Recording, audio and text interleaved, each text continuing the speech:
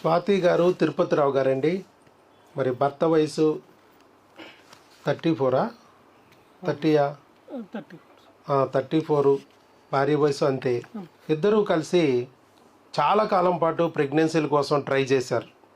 అందరూ ఏం చెప్పారంటే వయసు అయిపోయిందని ఒకరు, అండాలు సరిగా లేవని ఒకరు, వస్తే పెరగట్లేదు, పెరిగితే పగలట్లేదు, నీటి బుడగలు వచ్చేసాయి, అసలు ఓవరీ సరిగ్గా లేవు, చిన్నగా ఉన్నాయి, పూర్ ఓవేరియన్ రిజర్వ్ ఇలా చెప్పుకొచ్చారు. హిస్ట్రోస్కోపీ అన్నారు, లాప్రోస్కోపీ అన్నారు, లాగిచ్చి పడేశారు. సర్జరీలు కూడా అయిపోయినాయి. ఏం ఫలితం లేదు. 4 ఏళ్ల క్రితమే అయిపోయింది. తర్వాత ఈ లోపల వాళ్ళు ట్యూబుల్ టెస్ట్ చేస్తే ట్యూబుల్లో హైడ్రోసాల్ఫింగ్స్ ఉంది అని చెప్పారు. అది ఇన్ఫెక్షన్ అన్నారు. ట్యూబుల్ కట్ చేసి డస్ట్బిన్లో పారేయాలన్నారు ఒకరు, క్లాంప్ వేసేయాలన్నారు ఒకరు, ప్రెగ్నెన్సీ రావాలంటే ఐవీఎఫ్ పోతే బెటర్ అన్నారు ఒకరు. ఇట్లా రకరకాలుగా అనమాట. ఆయనకి పెళ్ళైన కొత్తలో వెంటనే ప్రెగ్నెన్సీ వచ్చింది, కానీ నిలబడాల. ఇక తర్వాత రావటల్లా. ఏమిటి ఈ సమస్య, మాకు ఎందుకు ఇట్లా అవుతుంది అని చెప్పేసి వారు మన వీడియోలు చూసి న్యాచురల్గా ప్రెగ్నెన్సీ వచ్చే మార్గం ఉందేమోనని వెతుకుతూ మన వీడియోలు చూసి మన దగ్గరికి వచ్చారు. కరెక్ట్గా ఆల్మోస్ట్ 8 years అయింది అప్పుడు పెళ్ళయ్యి. 8 years అయింది పెళ్ళయ్యి. 2 ట్యూబ్లోనూ హైడ్రోసాల్ఫింగ్స్ ఉంది. Hysteroscopy failure, laparoscopy failure. కానీ ఎప్పుడో ఒకసారి న్యాచురల్ ప్రెగ్నెన్సీ వచ్చి నిలబడలేదు. మరి ఏంటి అంటే ఇప్పుడు చూస్తే మన దగ్గరికి వచ్చేటప్పటికి థైరాయిడ్కి కూడా మనం ట్యాబ్లెట్ పెట్టాం, అలాగే పీసీఓడికి సంబంధించిన కూడా ట్యాబ్లెట్స్ పెట్టాం, క్రిములకి సంబంధించి 2 నెలల ట్యాబ్లెట్స్ పెట్టాం. అయినా 4 నెలలు వాడినా ప్రెగ్నెన్సీ రాకపోతే ట్యూబులు క్లీన్ చేసాం సెలైన్తో. ఆ తర్వాత కూడా 2 నెలలు మందులు ఇచ్చి అప్పుడు వచ్చింది ప్రెగ్నెన్సీ. మొత్తం న్యాచురల్గా వచ్చింది. ఇప్పుడు లాప్రోస్కోపీ చేయలా, హిస్ట్రోస్కోపీ చేయలా, ఐవీఎఫ్ అసలు పలకల. వస్తుందా ప్రెగ్నెన్సీ? వస్తుందిగా, కన్ఫర్మ్. ప్రెగ్నెన్సీ వచ్చమే కాదు, నిలబడింది. ఎందుకు ఈ వీడియో ఇప్పటివరకు ఆపామంటే, మరి 1 monthకే వీడియో ప్రెగ్నెన్సీలు వచ్చి హార్ట్ బీట్ కూడా రాకుండా పోతుంటే మరి చూడాలిగా.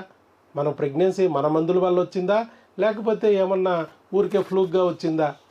నిలబడితే మన మందుల వల్ల వచ్చింది, నిలబడిందని నమ్మచ్చు. మనం చెప్పిన కాన్సెప్ట్ కరెక్ట్ అనుకోవచ్చు. ఇక్కడ చూస్తే ఇప్పుడు 31 January 2025 నాడు టెస్ట్ చేయించారు. టెస్ట్ చేయిస్తే స్కానింగ్లో intra uterine gestation corresponding to gestational age of 12 weeks 1 day అని చెప్పేసి నీట్గా ఇచ్చారు. కరెక్టెడ్ ఈడీ 14/8 కరెక్ట్గా మన జెండా వందనం రోజు బిడ్డ బయటికి రాబోతుంది. మీకు ఆ రోజు స్వాతంత్రం వస్తుంది. ఇదిగో డేట్ కూడా ఇచ్చేసారు. చక్కగా బిడ్డ కూడా ఫొటోస్ కూడా ఇచ్చారు. బాగుంది అని చెప్పి ఫొటోస్ కూడా ఇచ్చారు. సో ఇలా చెప్పండి సార్, ఇర్రెగ్యులర్ సైకిల్స్ 2 నెలలకు 3 నెలలకు కూడా నెలలు రానప్పటికి మనం ప్రెగ్నెన్సీ తెప్పించేసాం మందులతో. మరి ఎలా వచ్చింది, ఏం జరిగింది, అసలు మీకు ఎలా తెలిసింది, ఇవన్నీ చెప్తే ఇంకా చాలామంది ఉన్నారు భయపడేవాళ్ళు, బాధపడేవాళ్ళు. వాళ్ళలో కూడా ఇలా న్యాచురల్గా మేము కూడా ఏ సమస్య ఉన్నా ప్రెగ్నెన్సీ తెచ్చుకోవచ్చు, బిడ్డని పొందొచ్చు న్యాచురల్గా అనే ధైర్యం వస్తుంది. అందరికీ గుడ్ ఆఫ్టర్నూన్ సార్. ఇది ప్రత్యేకంగా మా విశేషమైన శుభాకాంక్షలు. ఇక్కడికి వచ్చి విని వెళ్ళేటప్పుడు కూడా మనకి నెగిటివ్ థాట్ అనేది సార్ చెప్పినట్టుగా ఉంటాయి. మెయిన్ ఏంటంటే ఆలోచన విధానం. ఇక్కడ సార్ చెప్పారు, ఇందాక చెప్పారు, మా అనుభవం మీద మేము తెలుసుకున్నది ఏంటంటే చేసే ప్రాసెస్లో మార్పు ఉంది, కానీ మెడిసిన్ అది. కాబట్టి మనం వేటిని అపోహపోకుండా సార్ చెప్పింది చేస్తే ఖచ్చితంగా రిజల్ట్ వస్తుంది అనే దానికి ఆదర్శంగా మేము చెప్తాం. వాడే విధానాన్ని మార్చాం తప్ప మందులు మనం కొత్తవి కాదు. ఇప్పుడు ప్రజెంట్ వ్యవస్థలో భారతదేశంలో ఉన్న మందులే, కొత్త ఏం క్రియేట్ చేయట్లేదు. మేము అంటే మన వెనకెడుతున్న బ్రదర్స్, రిలేటివ్స్, ఫ్రెండ్స్ సర్కిల్ అందరూ ఉంటారు. పక్కకు పోయి ఒకలాగా ఉంటారు, ఎదురు ఒకలాగా ఉంటారు. ఈ సమస్య అనేది ముందు చాలా మంది బాగా బాధపడతా ఉన్నారు, చాలా ఇబ్బందులు పడతా ఉన్నారు. చెప్పాల్సింది ఏంటంటే, నేను ముందుగా ఆడవాళ్ళకి చెప్పుకోలేని బాధలు ఉంటాయి. ఆ బాధలు అనేవి నాకు ఇందులో నచ్చింది. మా ఆవిడ చాలా బాధపడుతూ ఉండేది. తను బాధపడటం చూసి తను చెప్పిన గైడ్లైన్స్ ఇచ్చినా కానీ నిరుత్సాహంగా ఉండేది.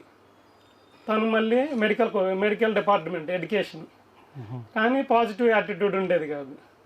ఇక్కడ నేను కౌన్సిలింగ్ చేసుకొని ఈ వీడియో చూసి నేనే తీసుకొచ్చాను. కోర్స్ చేశాను సార్ చెప్పినట్టుగా. మధ్యలో సమ్మర్ సీజన్లో బ్రేక్ ఇచ్చారు, సమ్మర్ సీజన్లో ఉండకూడదని. తర్వాత మళ్ళీ సార్ కాల్ చేసాము. స్టార్ట్ చేసాము, రండి అన్నారు, మెడిసిన్ ఇచ్చారు. నెక్స్ట్ మంత్లో మాకు సక్సెస్ వచ్చింది. మొత్తం మీద 7-8 నెలలు పట్టిందట్టుంది కదా మీకు? అవును సార్. మధ్యలో గ్యాప్లు వచ్చి 7-8 నెలలు. హార్మోన్లకి ముందు 4 నెలలు వాడారు, టీకాలు వేయించుకున్నాము. సార్ చెప్పింది నమ్మితే ఖచ్చితంగా మేము సక్సెస్ అవుతాం అనేది మేము నిదర్శనం. అది ఏంటంటే అపోహలో పోకూడదు. నెగిటివ్ అనేది మనల్ని ఏదో పూర్వకంగా చెప్తా ఉంటారు. మీ ఆవిడ కూడా మారిందా? మారింది సార్, సక్సెస్ నిదర్శనం సార్. అదే కదా. అన్నిటికన్నా నచ్చింది ఏంటంటే చాలా మంది మెడికల్ ట్రీట్మెంట్లో అపోహలు పోయి కార్పొరేట్లో డబ్బు పోయినా పర్లేదు కానీ సమయము అన్నిటికన్నా ఆరోగ్యము. ఈ ప్రతి ఒక్కళ్ళు వాళ్ళ మెయిన్నెస్ కోసమో లేకపోతే స్టాఫ్ మెయిన్నెస్ లేకపోతే అందరికన్నా ఫాస్ట్గా మనం పికప్ అవ్వాలని ఇట్లా రకరకాల ఇది మీద కార్పొరేట్ వైద్యంలో ఆడవాళ్ళని హింసిస్తున్నారు. ఒక్క మాటలో చెప్పాలంటే హింసిస్తున్నారు. దానికి దూరంగా ఉండాలి. ఇందులో నాకు నచ్చింది ఏంటంటే సర్జరీలు లేవు ఇక్కడ. ఫస్ట్ ఆ పాయింట్ మీద నాకు నచ్చి నేను ఇక్కడికి వచ్చాను. సర్జరీ లేవు, ఐపీఎఫ్ అని పలకరెవడం రెండు. దానివల్ల ఏంటంటే ఏది వాడినా కానీ ఏది తిన్నా కానీ మనకు తెలుసు ఫాస్ట్ ఫుడ్ తినకూడదని తింటా ఉంటాం. అట్లానే ప్రతిదీ ఏంటంటే నెగిటివ్ ఉండిద్ది, కానీ జనరేషన్ బట్టి మనం వెళ్ళిపోతాం. ఇప్పుడు పాల ప్యాకెట్లు తినకూడదు, పెరుగు తినకూడదు అంటాం, చేస్తూనే ఉంటాం. ఇందులో నాకేంటంటే మెయిన్ ఏంటంటే సర్జరీలు లేవు, సర్జరీలు లేకుండా సక్సెస్ వస్తుంది. వీడియోల్లో నేను చూసి నమ్మాను, విన్నాను, సార్ చెప్పింది పాటించాం, సక్సెస్ రిజల్ట్ తీసుకున్నాం. మాకు గాడ్ ఈ రూపంలోనే వచ్చారు. చాలా సంతోషంగా ఉన్నాం సార్. ఇంతకుముందు ఇప్పుడు చాలా మంది డాక్టర్ల దగ్గర తిరిగినప్పుడు ఫస్ట్ భర్త మీద భార్యకి, భార్య మీద భర్తకి ఏదో ఒకటి చెప్తూ ఉంటారు సార్. అపోహలు ఉంటాయి, చెప్తా ఉంటారు. డెవలప్ అవ్వలేదు, ఆవిడ గురించి చెప్తే నీకు ఉంటుందని రకరకాల అపోహలు. గురించి చెప్తే ఆవిడకి ఒకళ్ళు ఏంటంటే అనుకోకుండా పరిస్థితులు రాలేదు కాబట్టి ఇంకేదో ఒకటి అనుకుంటా ఉంటాం. అది సహజ లక్షణం, కానీ తప్పదు. మీరిద్దరు కొట్టుకుంటా ఉంటారు కదా. తనేదో అనుభవిద్ది, మనం అన్నా కానీ అట్లా అనుకోకుండా మళ్ళీ మార్చుకుంటాము, అట్లా చేసుకుంటా వచ్చి. ఇప్పుడు మనం చెప్పింది వేరే. ఇక్కడ మీ వీర్యకణం బాగోపోవచ్చు, మీ అండం బాగోపోవచ్చు, దానికి కారణం మీరు కాదు. ఇద్దరికీ ఉండొచ్చు, దానికి కారణం మీరు కాదు. క్రిములు వచ్చి దాడి చేయొచ్చు, దాడి చేయొచ్చు, క్రిములు వచ్చేయచ్చు, హార్మోన్లో ఒడిదుడుకులు రావచ్చు. అది మీకు సంబంధం లేదు. నీటి ద్వారా రావచ్చు, గాలి ద్వారా రావచ్చు, ఆహారం ద్వారా రావచ్చు. ఆ క్రిములు హార్మోన్లు వచ్చి మీ అండాలని, వీర్యకణాలని డ్యామేజ్ చేస్తాయి. కాబట్టి క్రిములు హార్మోన్లు సరి చేసుకుంటే మీ అండాలు, వీర్యకణాలు బాగుపడతాయి, బిడ్డ వస్తుంది. అదే కానీ మీరు పనికిరాని వాళ్ళు కాదు. మిమ్మల్ని పనికి రాకుండా చేస్తున్న ఏమిటో గుర్తించి దాన్ని సరిచేయలేని డాక్టర్ గారు బుర్రకాయ వేస్ట్ అనేది గుర్తించమన్నా ఫస్ట్. అందుకనే మీరు ధైర్యంగా ఉండండి, మీ ఇద్దరు కొట్టుకోవద్దు అని చెప్పి ఆ రోజు కౌన్సిలింగ్లో చెప్పి పంపించా. ఫస్ట్. సెకండ్ పాయింట్ మీరు అన్నారు, ఇంకో పాయింట్. డాక్టర్లు కూడా వాళ్ళ ప్రాబ్లమ్స్ ఏంటంటే అందరూ ఐవీఎఫ్లు అంటున్నారు, అందరూ ఆపరేషన్లు అంటున్నారు. ఏంటి అంటే కారణం ప్రతి ఒక్కరూ కూడా ఐవీఎఫ్ సెంటర్లు పెట్టుకుంటున్నారు. ఐవీఎఫ్కి ఖర్చు బోల్డ్ ఉంటుంది. సెంటర్ మెయింటైన్ చేయాలంటే మినిమం ఖర్చు ఇంతనే ఉంటుంది. ఒక పులిని మీరు మెయింటైన్ చేయాలంటే ఎలా ఉంటుంది? దానికి మినిమం ఇంతనే ఆహారం తీసుకుంటుంది. అది దానికి రోజు నువ్వు ఆహారం వేస్తూ ఉండాలి, ఎక్కడో ఒక చోట తెచ్చి. నువ్వు వేయకపోతే ఏం చేస్తుంది? నిన్నే ఆహారంగా లాగేస్తుంది. ఇక్కడ కూడా అంతే. ఆపరేషన్ థియేటర్ మెయింటైన్ చేయాలన్నా, ఐవీఎఫ్ ల్యాబులు మెయింటైన్ చేయాలన్నా నెలకు కొన్ని లక్షల రూపాయలు ఖర్చు ఉంటుంది.